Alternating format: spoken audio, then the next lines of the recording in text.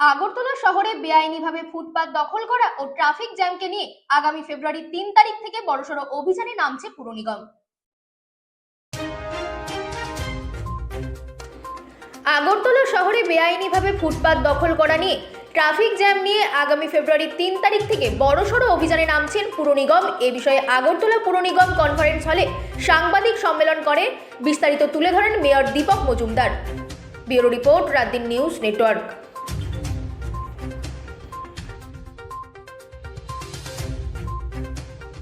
হাইকোর্টের রুলিং আছে, আমরাও চেষ্টা করি। ব্যবসায়ী সমিতির সঙ্গে আমরা বিভিন্নভাবে কথা বলেছি, গতকালকেও কিছু ব্যবসায়ী সমিতি এসেছিল।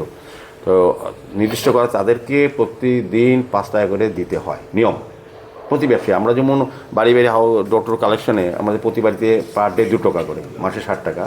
আর বিজনেসম্যান থেকে বাজারের ক্ষেত্রে প্রতিদিন 5 টাকা প্রতি দোকানদারে দিতে হয়, এটা আমরা কালেকশন করবো। কিন্তু দুঃখের বিষয়, কোনো ব্যবসায়ী সংগঠনই তাদের দাবি দেওয়ানো আসে, রাস্তা লাগে, ড্রেন লাগে, জল লাগে, সমস্ত ব্যবস্থাপনা লাগে। আমাদের সমস্ত সাফাই কর্মীরা কিন্তু বাজার সাফাই করে, আমাদের লোকজন আছে, কিন্তু ওই কাজগুলি তারা করে না। আপনি যেটা বললেন, আপনি যে ময়লা আমরা নির্দিষ্ট জায়গা দেওয়া আছে, কিন্তু তারপরেও ময়লা বাইরে এনে ফেলে ওরা। তো এটা তাদেরকে সচেতন হবে, আইন করে। আপনি তো সবটা করবেন না যদি আমার পরিবর্তন না আসে। আমি কত লোকের কাছে কত সম্ভব, বাড়ি বাড়ি তো আর পাহারাদার রাখা যাবে না, না কোথাও না আরক দপ্তর, না পৌর নিগমের স্টাফ। কাজে এইগুলি আমাদের সচেতন হতে হবে। এবং আমরা, আপনারা জানেন যে আমাদের মুখ্যমন্ত্রী স্বচ্ছতা পুরস্কার আমরা ঘোষণা করেছি। তো আমরা এটা বুঝি যে সরকারি বা বেসরকারি যে কোনো স্কিম যদি বা প্রজেক্ট সফল করতে হবে, মানুষের অংশগ্রহণ অত্যন্ত প্রয়োজন, সরাসরি আন্তরিকভাবে। সেক্ষেত্রে আমরা বিভিন্ন সামাজিক প্রতিষ্ঠান, ক্লাব, ব্যক্তিকে আমরা ইনভলভ করার চেষ্টা করছি, এতে অংশগ্রহণ করার চেষ্টা করেছি। মুখ্যমন্ত্রী পুরস্কার, স্বচ্ছতা পুরস্কার, আমরা প্রথম পুরস্কার 3 লক্ষ টাকা, দ্বিতীয় পুরস্কার 2 লক্ষ টাকা, তৃতীয় পুরস্কার 1 লক্ষ টাকা, আমি 10টি পুরস্কার 50,000 টাকা দেবো। যে সকল সামাজিক সংস্থা বা ক্লাব আমাদের পৌর নিগমের যে কাজগুলির সঙ্গে তারা যারা সহযোগিতা করছে, যাতে যত্রতত্র আবর্জনা ড্রেনে না ফেলানো হয়, সেই বার্তা দেওয়া, এলাকা অ্যাওয়ারনেস প্রোগ্রাম করা। এবং আপনি যেটা বলেন, বাজারগুলিতে আমরা দেখেছি, বাজারের সঙ্গে কথা বলেছি, বাজারগুলি বলা হয় যে ওরা আলোচনা করে যাতে আবর্জনাগুলি যেটা তৈরি হয় সারাদিন, যে জেনারেট হয় গার্বেজ, সেগুলি যাতে এক জায়গাতে রাখা হয়, সেটা আমাদের কর্পোরেশন থেকে আমরা নিয়ে যাব। সেভাবেই শহরকে পরিচ্ছন্ন রাখার একটা পরিকল্পনা চলছে। তো আমি আপনাদের মাধ্যমেও শহরবাসীর কাছেও তাদের জন্য আমরা যে কাজগুলি করার চেষ্টা করব, তাদের যে চাহিদা বা প্রত্যাশা সেই পূরণ করার চেষ্টা আমাদের করব, আমাদের সরকার এবং আমরা। কিন্তু তাদেরকেও সহযোগী মনোভাবে আমাদের সঙ্গে অংশগ্রহণ করতে হবে। না, মাননীয় মুখ্যমন্ত্রী যেটা বলেছেন ঠিকই বলেছেন। উনি আগরতলা শহরে যানজট মুক্ত করা, শহরবাসীকে সুন্দর নাগরিক পরিষেবা আমরা যে দিতে পারি এবং সরকারের তরফ থেকে যা দেওয়ার চেষ্টা করছেন। তো যেটা ফ্লাইওভারের কথা বলেছেন, ফ্লাইওভার অলরেডি সিদ্ধান্ত হয়ে গেছে। এখন কিছুটা টেকনিক্যাল বিষয় আছে, খুব সম্ভবত কাজ শুরু হবে। তো হবে, কারণ আগরতলা শহরে বিকল্প রাস্তা, ফ্লাইওভার এগুলো তৈরি করতে হবে। কারণ আগরতলা শহরকে তো আর বড় করা যাবে না। এখন বৃহত্তর আগরতলা আমরা প্ল্যানিং আমাদের সিদ্ধান্ত নিয়েছি, রাজ্য সরকার এবং কেন্দ্রীয় সরকার অনুমোদন দেওয়ার সাপেক্ষে এখন আছে। তো বৃহত্তর আগরতলার পরে আগরতলার লোডটা অনেকটা কমবে। যেই শহরে যে মানুষ যে কারণে আসে, সেটা যদি তার এলাকাতে পেয়ে যায়, অত করে ওই লোকগুলি আর আগরতলা শহরে আসবে না। তো সেই কারণে আমরা আগরতলা শহরকে বড় করা হচ্ছে এবং স্যাটেলাইট টাউন হচ্ছে। আমাদের এখানে স্যাটেলাইট টাউন হবে, ধর্মনগর হবে, উদয়পুর হবে। তো আমাদের সরকার বিভিন্নভাবে চিন্তা করছেন, বিভিন্নভাবে মানুষকে যাতে সুস্থ সুন্দর রাখা যায়, ভালো রাখা যায় এবং যানজট ফ্রি এবং পলিউশন ফ্রি শহর যাতে রাখা যায়, সেই ক্ষেত্রে কিন্তু আমাদের সরকার এবং আমরা কাজ করছি। যাদের আছে সরিয়ে নিতে, হয়তো আমরা সরিয়ে দেব। দ্বিতীয়ত, রাস্তার ড্রেনের উপর, কভার ড্রেনের উপর বিভিন্ন রাস্তা যারা গাড়ি রাখেন, গাড়ির মালিকরা, তাদেরকে 3 তারিখের পর গাড়ি রাখতে দেওয়া হবে না, আইনগতভাবে ব্যবস্থা গ্রহণ করা হবে। এবং রাস্তায় কোনো গাড়ি পার্কিং, বেআইনিভাবে পার্কিং জোন ছাড়া, বেন্ডিং জোন ছাড়া ব্যবসা করা যাবে না, পার্কিং জোন ছাড়া পার্ক করা যাবে না, সেই ব্যবস্থা গ্রহণ করা হবে। এবং হাওড়া মার্কেটের যে আমাদের Howrah river development fund development সৌন্দর্য রক্ষা করার ক্ষেত্রে হাওড়া মার্কেটে যে এই মার্কেট আছে, এই মার্কেটটা সেটাকে নতুন মাত্রায় রূপ দেবে এবং বেআইনিভাবে যারা বসে আছেন তাদেরকে সরিয়ে দেওয়া হবে। সার্বিকভাবে সমস্ত জায়গায় এইভাবেই যাতে যানজট মুক্ত করা যায়, আমাদের মুখ্যমন্ত্রীর চিন্তা ভাবনা বা নির্দেশেই এই দায়িত্ব নিয়ে আমরা কাজগুলো শুরু করব 3 তারিখের পর থেকে। আমরা এই কারণে আপনাদের আজকে মূলত ডাকা হয়েছে, আপনাদের মাধ্যমে সবাইকে এটা জানানোর বিষয়। বেআইনি বিষয়ে পুনর্বাসনত ব্যবস্থা নিতে হবে। এটা একটা ব্যাড প্র্যাকটিস আমাদের শহরে।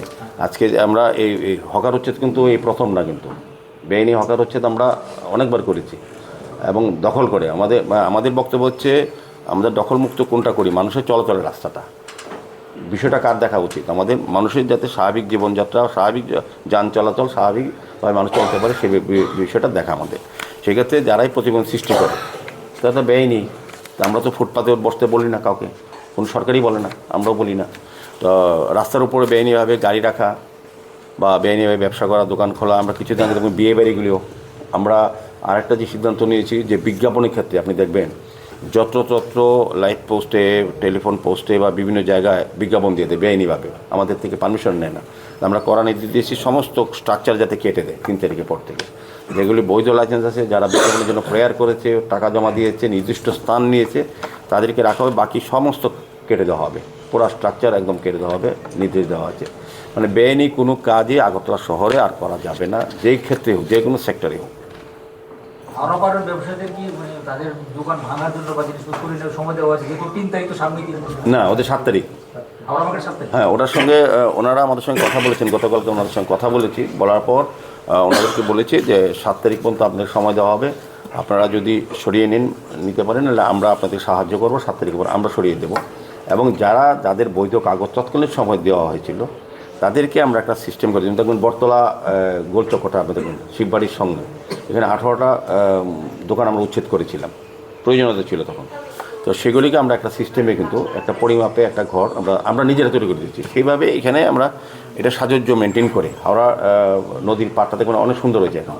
তো এটার সঙ্গে সিমেন্টি রেখে আমরা ওই ঘরগুলি করে দেবো যাতে তারা ব্যবসায়ীরা ব্যবসা করতে পারে, যাদের বৈধ কাগজ আছে। যাদের বৈধ কাগজ। এখন মানে সবাই অনেক কাজ হয় না, যাতে হয় 1 মাস আমাদের জায়গাটা ক্লিয়ার করতে হবে কাজ করার জন্য। 1 মাসের মধ্যে 7 তারিখের পর যদি তারা না যায় আমরা সরিয়ে দেবো, সরিয়ে দিয়ে আমরা 1 মাসের পর তাদেরকে ব্যবস্থা করবো। 1 মাসের মধ্যে আমাদের ঘর বানাতে সময় লাগবে তো। মানে ইয়েও করে দেবো, ঘরে করে ছোটো ছোটো ঘর একরকম, একই কালারে একরকম থাকবে, দেখতে যাতে প্রজেক্টের মতোই মনে হয় আর কি। একটা বিষয় হচ্ছে বটতলার সামনের জায়গাটা, উড়ালপুলের নিচের জায়গাটা, এখানটায় অনেক আবর্জনা। লাগানোর কিছুদিন পর দেখা যাচ্ছে ওই লোকগুলি পুনরায় এসে বসে যাচ্ছে। এবারও সেম এরকমই হবে আমরা বলতে পারি। তো সেই ক্ষেত্রে আপনারা এই সমস্যাটা স্থায়ী সমাধানের জন্য কি পদক্ষেপ নেবেন?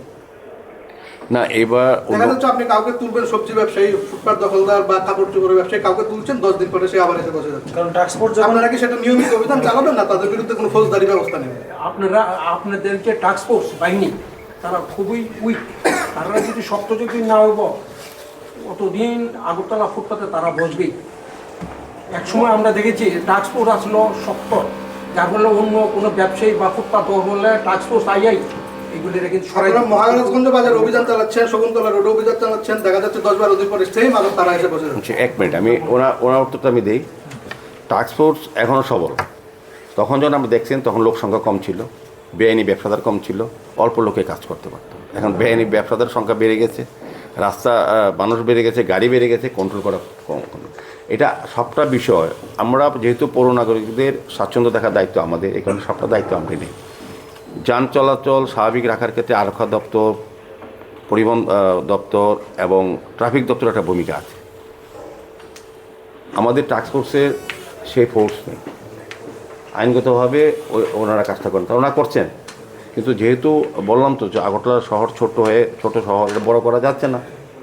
কিন্তু মানুষের প্রয়োজনীয়তার ক্ষেত্রে এখানে জনসংখ্যা অনেক বৃদ্ধি পেয়েছে, অনেক বড় বড় মল হয়েছে, অনেক বড় বড় হসপিটাল, নার্সিংহোম হয়েছে। এখন মানুষের এখানে আসা অনেক বেশি বেড়েছে, আগরতলা শহরকে ব্যবহার করে বিভিন্ন কাজে।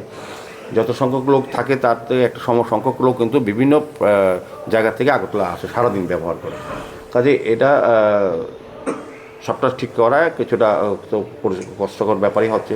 তবু আমরা চেষ্টা করছি যে আগরতলাকে সুন্দর রাখার ক্ষেত্রে ব্যবস্থা গ্রহণ করা। আপনি যেটা বলেছেন এটা আমরা কালকে আলোচনা করেছি, ধারাবাহিক যাতে আমাদের একটা ভিজিলেন্স থাকে, যে টানা যাতে ঠিক আছে। আবার পরের দিন আমি তো বললাম যে দোকানদাররাই মাল দিয়ে দেয়, যাদের মালগুলো আছে তুলে নেবো কাল 3 তারিখের পর, ওই দোকানদারই আবার মাল ওকে দিয়ে বিক্রি করে। আলটিমেটলি আমরা দোকানের লাইসেন্সও আমরা ট্রেড লাইসেন্সও বন্ধ করার চেষ্টা করব। একেবারে শহর আগরতলায় যারা আসছে প্রবেশের মুখে এই ধরনের একটা সম্মুখীন হচ্ছে। একটা বিষয় হচ্ছে ওটু জোহর ব্রিজ, এবারে আপনি দেখবেন পুরোটা অর্ধেক রাস্তা তারা নিয়ে নেন। প্রত্যেকটা সময় আপনি যে কোনো সময়ে যান খুব অসম্ভব একটা বিরক্তিকর পরিবেশ, যেটা যারা শহরে প্রবেশ করে তাদের ক্ষেত্রে পটুদের প্রায় কোনো জায়গায় তাদের যে কোনো, বিশেষ করে এই জোহর ব্রিজের এলাকাগুলিতে তারা একেবারে নিজেদের মর্জি মাফিক তারা দখল করে নিচ্ছে। এই বিষয়টা আপনার কি বলবেন? না, এই বিষয়ে অনেকবারই কথা হয়েছে। আমাদের সরকারও চাইছেন যে করা, তা আরক্ষা দপ্তর এবং বিশেষ করে ট্রাফিক দপ্তরের সঙ্গে কথা বলা হয়েছে, এই বিষয়ে আলোচনা হয়েছে এবং সংশ্লিষ্ট দপ্তরের সঙ্গে কথা বলার চেষ্টা করা হচ্ছে।